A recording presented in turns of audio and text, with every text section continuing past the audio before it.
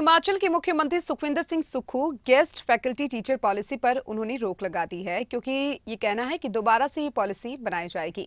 क्या कुछ कहा है उन्होंने, आप भी जरा सुनिए।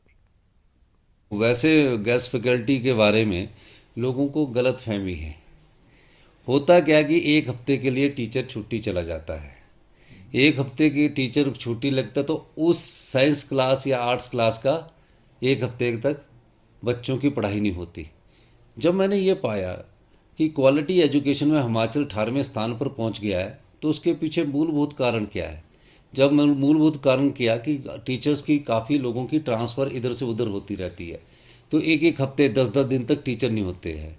तो 10 दिन के लिए कोई अगर टीचर रखना चाहता है तो उस टीचर को, उस प्रिंसिपल को, उस क्षेत्र के और अधिकारी को ये राइट होना चाहिए कि 10 दिन के लिए प्रिंसिपल उस क्वालिटी एजुकेशन का, उस मेरिट के आधार का अगर है तो उसको रख सकता है।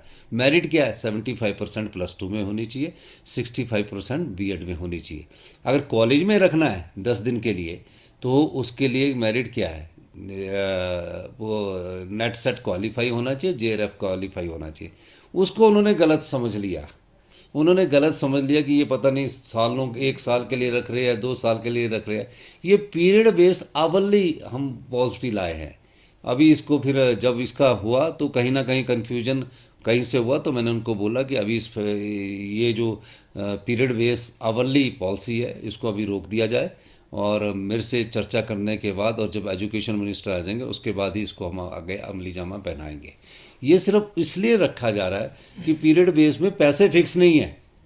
तो प्रिंसिपल पूछता कि फाइनेंस से अप्रूवल है कि कितने पैसे देने हैं, तो हमने फिक्स कर दिया कि जेवीटी का 200 रुपया घंटे के हिसाब से दे सकते हैं, और जो बीएड का है जेवीटी का उसके हिसाब से दे सकते हैं, कॉलेज में इसके हिसाब से दे सकते हैं। वो पैसे है, एक पीरियड पढ़ाएगा तो इतना पैसे मिलेंगे, पर पढ़ाएगा ये नहीं है कि 1 साल तक पढ़ाएगा। तो उस दृष्टिकोण से हम ये कार्य कर रहे हैं।